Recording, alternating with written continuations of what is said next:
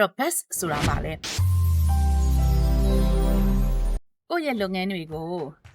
သားစဉ်မြေးဆက်တိုးတက်ကြီးဝါးခြင်းတဲ့လုပ်ငန်းရှင်တွေရှိပါလားအဲ့တော့ best ဆိုတာပါလဲအဲ့တော့ဒီ best သင်တန်းမှာကျွန်တော်တို့လုပ်ငန်းရှင်တွေအနေနဲ့ဘာတွေများအဓိကလေ့လာရမလဲကျွန်တော်တို့ရေလုပ်ငန်းကိုစနစ်တကျစီမံခန့်ခွဲမှုတွေမှတစ်စစ်เนาะကျွန်တော်တို့ရေရှည်တည်တက်အောင်မြင်တဲ့เนาะတိုးတက်ပြောင်းလဲမှုတွေအတွက်ရည်ရွယ်ပါတယ်အဲ့ထဲမှာဆိုရင်ကျွန်တော်တို့ကိုယ့်ရဲ့လုပ်ငန်းရဲ့ brand ကိုလူတွေသိအောင်ဘယ်လိုလုပ်မလဲအဲ့တော့ branding နဲ့ပတ်သက်တဲ့ strategy တွေဘယ်လိုဆွဲမလဲကိုယ့်ရဲ့အမှတ်တစိတ်ကိုလူတွေသိသွားအောင်သားစဉ်မြေးဆက်တည်တက်ခိုင်မြဲတဲ့အမှတ်တစိတ်ဖြစ်အောင်ဘယ်လိုလုပ်ရမလဲဆိုရယ် branding နဲ့ပတ်သက်တဲ့strategy တွေကျွန်တော်တို့လေ့လာရမယ်ကိုယ့်ရဲ့business ကဘယ်လိုမျိုးเนาะဒီ leadership style နဲ့အုပ်ချုပ်လို့ရှိရင်ရေရှည်တည်တက်နိုင်လဲကိုယ့်ရဲ့လုပ်ငန်းနဲ့တကယ်ကိုတင့်တော်တဲ့ထိရောက်တဲ့ leadership style အကြောင်းကိုအဲ့ဒီမှာလေ့လာရမယ်အပြင်မှာပြောင်းလဲမှုတွေလုပ်ငန်းတွင်းမှာလုပ်ငန်းပြင်ပမှာပြောင်းလဲမှုတွေကြုံရတဲ့အခါမှာချက်ချင်းအချိန်ပိုင်းအတွင်းနိုင်ပိုင်းအတွင်းเนาะပြန်ပြီးတော့ပြောင်းလဲဖို့အတွက် strategy ဆွဲမဲ့ change management ကိုလေ့လာရမှာဖြစ်ပါတယ်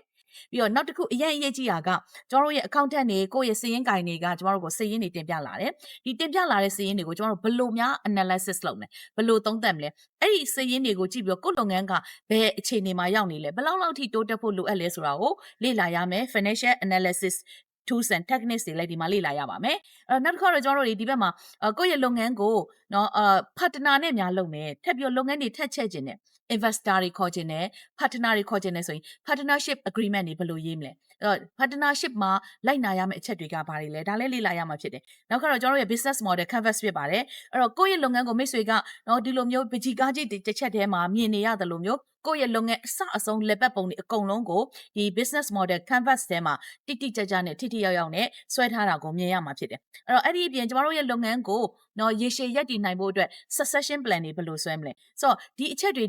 အများကြီးနဲ့ကျွန်တော်တို့တွေလုပ်ငန်းရှင်ပေါင်း100နီးပါးလောက်တက်ရောက်ပြီးဖြစ်တဲ့ဒီ business effectiveness to sustainable transformation ဆိုတဲ့ best သင်တန်းကိုကျွန်တော်တို့ရန်ကုန်မှာကျင်းပမှာဖြစ်ပါတယ်အခုဆိုရင် batch number 3ကိုရောက်ပါပြီနောက်ထူးခြားတာလေးတစ်ခုရှိသေးတယ်အဲ့ဒါကတော့ဘာလဲဆိုတော့ကျွန်တော်တို့ဒီ best သင်တန်းမှာ business game တွေဖြစ်ပါတယ်အဲ့တော့ဒီ business game တွေဒီ structure learning exercise တွေဖြစ်တဲ့အချိန်တိုအတွင်းမှာ business management နဲ့ပတ်သက်ပြီးတော့ဘဏ္ဍာရေးပိုင်းပဲဖြစ်ဖြစ် marketing ပဲဖြစ်ဖြစ် HR ဘိုင်းနဲ့ပဲဖြစ်ဖြစ် production နဲ့ပဲဖြစ်ဖြစ်ကျွန်တော်တို့ waste တွေကိုရှော့ချဖို့ပဲဖြစ်ဖြစ်เนาะအဲ့ဒီကိုယ့်ရဲ့လုပ်ငန်းကိုတန်းပြီးတော့သုံးလို့ရမယ်เนาะကိုယ့်ရဲ့လုပ်ငန်းကို model အသေးစားလေးနဲ့เนาะ business games တွေကိုစော့ရင်းနဲ့လေ့လာရမှာဖြစ်တယ်အဲ့တော့ဒီသင်တန်းကို